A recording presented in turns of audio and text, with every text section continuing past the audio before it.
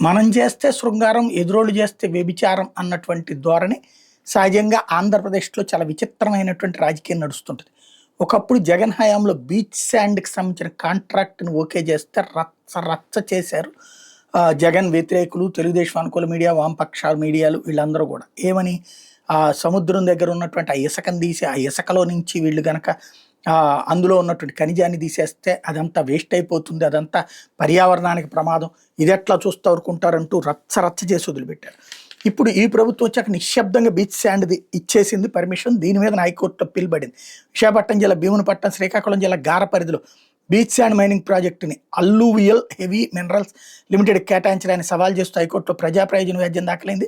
నిబంధనల ప్రకారం ఏపీ ఖనిజాభివృద్ధి సంస్థ ఆధీనంలోనే బీచ్ శాండ్ మైనింగ్ జరగాల్సి ఉండగా అందుకు విరుద్ధంగా ఓ ప్రైవేట్ కంపెనీకి అప్పగించారంటూ పల్నాడు జిల్లా పిడుగురాళ్ళకు చెందిన పొన్నికంటి మల్లికార్జున వ్యాజ్యాన్ని దాఖలు చేశారు. దీని మీద ధర్మాసనం బుధవారం విచారణ జరిపింది. ఏపీఎండీసీ తరపు న్యాయవాది జీవన్ వాదనలు వినిపించారు.